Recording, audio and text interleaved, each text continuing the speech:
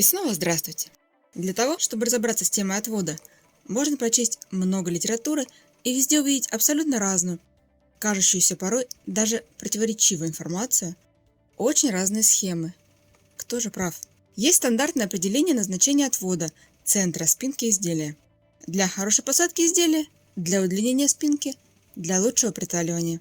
Надо представить себе основу выкройки и то, что мы хотим получить в итоге. Первое. Что есть?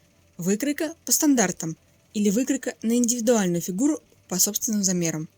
Второе. Есть ширина сетки выкройки, равная сумме самых широких участков замеров по телу, чтобы материалом полностью закрыть тело. Третье. Есть вертикальные замеры, по которым отложены расстояния между горизонталями сетки чертежа. Четвертое. Выбрана плоскость, замеры которой послужили основой для расстояний сетки чертежа, спинка чаще всего выбирается. Пятое. Перед, спинка, бок соотнесены между собой балансом по вертикальным замерам по сетке чертежа. Шестое. Следует определиться, какой нужен силуэт. Прямой, полуприталенный или приталенный. Расширенный особняком стоит и сейчас не рассматривается. Седьмое. Что нужно подчеркнуть, что скрыть в образе. Восьмое. Комплекс ответов на эти вопросы дает понимание о каждом участке чертежа, соответствует ли он достижению поставленной цели образа. Силуэт – комплекс прибавок по талии, бедрам, к существующей фигуре относительно прибавок по линии груди. В том числе прямой силуэт является не набором декоративных частей изделия, карманов, пуговиц между прямыми линиями бока центра спинки, а соответствие прибавок к талии и бедрам с параметрами каждого тела индивидуально относительно линии груди с прибавками для достижения зрительно прямых линий. 10. Есть ли средний шов в спинке? 11. Необходимо ли расширение, заужение, повышение, понижение линий по каждому из участков выкройки? 12. Отвод – это не самостоятельный инструмент конструирования, а способ изменения ширины изделия в области спинки относительно ширины построенной сетки через изменение каждого участка для достижения желаемых результатов. Необходимо учитывать, что выкройка строится на плоскости, потому правила плоскости нужно использовать. Потому для ориентира используется сетка с максимальными параметрами по ширине. Ориентир и в то же время сложность. Как и насколько от нее отходить, какими методами и как изменится по высоте каждый участок. Не надо пытаться под себя подогнать ненужные заявляемые цели об удлинении спинки, если вам это не надо. Не размышлять о путающем преимуществе отвода в виде приталивания, если вы строите прямой силуэт. На самом деле, понимая суть отвода как отступление от базовых линий сетки для более четкого описания контуров фигуры, можно понять и суть отвода переда, построение линий выкройки на выступающий живот, ягодицы, широкие ягодицы, формирование баланса брюк, юбки, платья отрезного и цельнокроенного по талии и так далее. Все эти выкройки строятся по самым широким параметрам изначально, а дальше идет формирование участков изделия на уменьшение. И кажется, что это делать надо в самой яркой по кривизне тела точке и самым большим по заужению или удлинению способе. Но везде одни и те же приемы работы с изменениями деталей на плоскости используются. Отвод можно также назвать собирательным, примерным комплексом рекомендаций направления линии с указанием в сантиметрах для пальто, платья, для определенных комплексов фигур, по полноте, положению корпуса, осанке, чтобы более приблизиться к желаемому силуэту. Например, советы, как изменить линию вертикали для перегибистой фигуры с выступающим животом и плоскими ягодицами. Это одно. А та же самая фигура с узкими ягодицами, но выступающими далеко назад, это уже другие рекомендации. Но только вам понятно, какой системой кроя вы пользуетесь, как смешаны все показатели в вашей фигуре и какие параметры использовать из этого комплекса, так как все их не перечислить.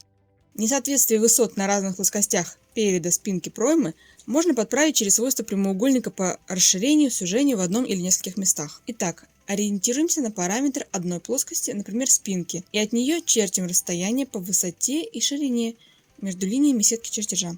Если от теоретической линии груди по спинке до точки основания шеи через лопатки проходит самый длинный замер, он берется за основу в связи с тем, что на данном участке бывает больший по длине параметр, например, позвоночник в виде сутулости. И для того, чтобы контрастно не уменьшать длину по пройме от самой большой высоты позвоночника, можно ориентироваться на замер средний через лопатки. Так и пройму легче править, и центр спинки. По пройме не всегда всю нужную длину можно выточку и сутюжку убрать, если сильно большой контраст с другими высотами. Потому надо с чего-то начинать, а дальше определяться с тем, что мы имеем, что хотим. Обычно отвод вместе с другими изменениями нужен для подчеркивания или скрытия каких-то параметров фигуры, создавая все-таки некоторый силуэт. Так что сначала определитесь, что хотите, а потом как этого достигать.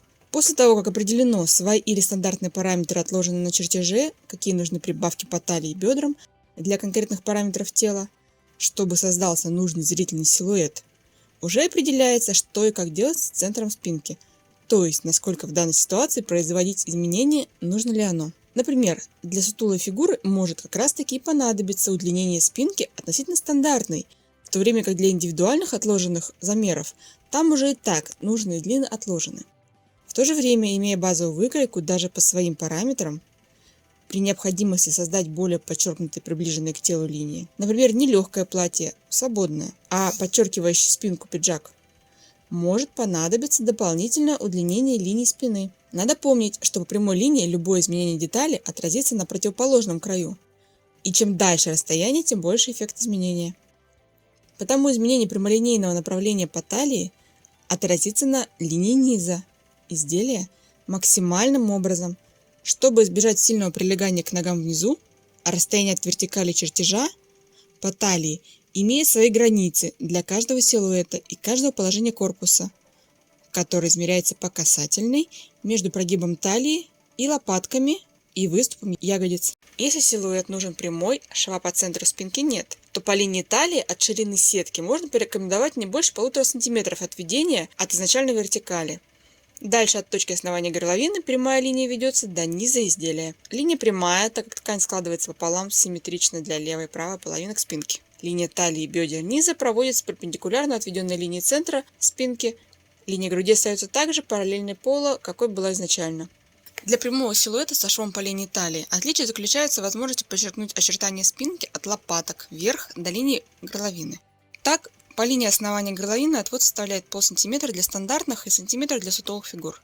Тем самым удлиняется линия спинки, что для перегибистой фигуры с укороченной спинкой нежелательно для базовой выкройки. Линия проводится плавно, округло, соответственно очертаниям спины. Далее линия идет по ровной прямой линии до пересечения центра спинки и талии с отступом от ее края около сантиметра. Суммарно обоих вариантов отвода достаточно, хоть и по талии меньше отвод. Далее по прямой до низа изделия, также с линиями талии, бедер, низа под прямым углом к центру спинки для симметрии отражения выкройки на левой и правой половинках. Также происходит, как и в прошлом ролике рассказывала, сокращением немного всего участка по линии от талии до плеч. Небольшое сокращение проймы, сокращение линии бокового среза от талии до проймы, что можно исправить оттяжкой при ВТО. Введение подрезов, рельефов от выпуклых участков может прервать направление детали и подвести углом другую, уменьшив изменения для той же, например, асимметрии. Силуэт больше приблизится к приталенному и больше обогнуть линию спины получится в изделии без шва по центру спинки, без отведения лопаток. Если удлинить центр спинки в большей степени, хотя может появиться некоторый эффект провисания в лопатках. Для такого силуэта отступ можно увеличить до 1,5-2 см. Для изделий без шва принцип проведения линии от горловины до низа 1. Также приталенный силуэт для изделий со швом по центру спинки. Отведение горловины нужно оставить, как и в прямом силуэте. Прилегание по талии 1,5 см. А вот большего прилегания позволит к отводу спинки по талии достичь добавления выточки от 8 мм до 1,5 см. Линия центра спинки проходит через отвод горловины, линию выточки по талии, а вот от талии до низа немного отвод проходит в сторону ширины сетки. Для этого выточку делят пополам и через нее и прежнюю точку на бедре проводят прямую до низа, точку ширины выточки на талии и линию бедра, линию низа соединяют плавной линией. Линия талии и бедра проходит под прямым углом к линии, идущей от лопаток до бедра по прямой. Линия низа проходит к новой линии спинки. Если бы линия талии проходила к линии с выточкой, то она была бы очень сильно приближена к боковом срезе, к линии проймы, в то время как линия от бедра проходила бы сильно ниже, чем просто от отвода прямого, а линия низа сильно приближена к ней. На картинке видно искажение. Существующее множество методик, кто-то вообще не отводит линию от лопаток к горловине вверх, считая диагональный срез уже и так повышенным.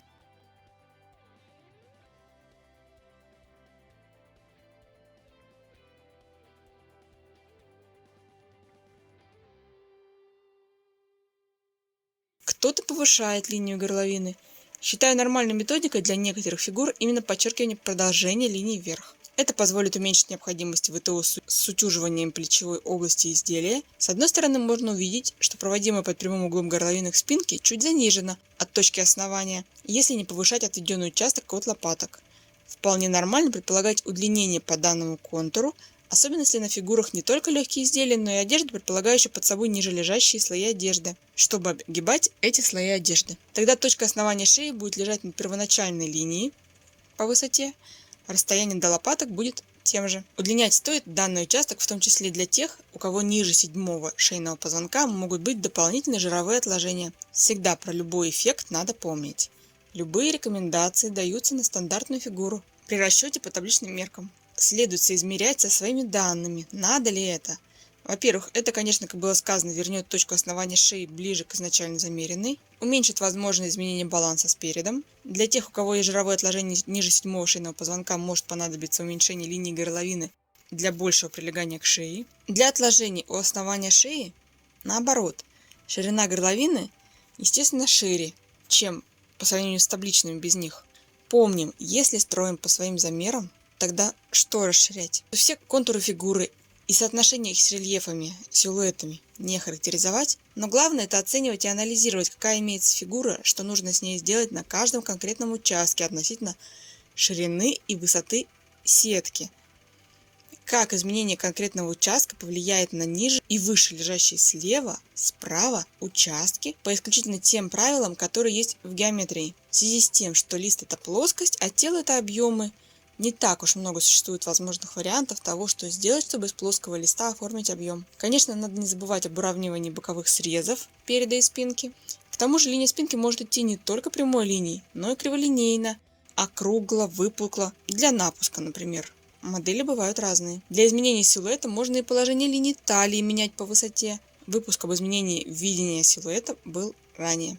Расстояние ВПК, высота плеча косая, откладывается от точки отвода на талии. Но само оно тоже по длине, не короче. Получается более сдвинутое изначальное положение, чем от ширины сетки чертежа по линии талии, и другой край выше, правее. Замер по телу получается отложенным на выкройке не от сетки, а более приближенно к реальным пропорциям. Уменьшенное количество разницы в сантиметрах для приталивания, для узких бедер меньше излишней свободы, узкой спины. Для платьев, пальто, отрезных по линии талии, больше вариантов изменения баланса для ярких ягодиц, выпуклых лопаток. Например, обычная юбка сама по себе или как часть платья от линии бедра вниз спускается по прямой линии, вертикально отвесно. Это одна длина. Если надо подчеркнуть изгиб ягодиц, дальше переходя тканью близко к ногам, это будет значительное удлинение по высоте, но заужение по ширине в области ног. Средний шов сзади, разделяющий юбку на левую и правую половину, позволит ввести отвод. Откорректировать участок по ширине, так как с краю ничего не ограничивает. То есть можно равномерно заузить внизу и удлинить диагональным срезом центральный шов. Получается, изначально нужна достаточная ширина по бедрам, а потом уже заужение внизу и на талии. Параллельные линии талии и низа не равны, короче по ширине, чем линия бедра.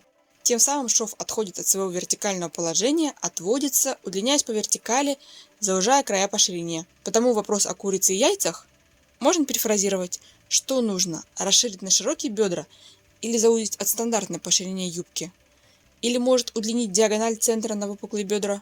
В зависимости от того, расширить надо или заузить изделие.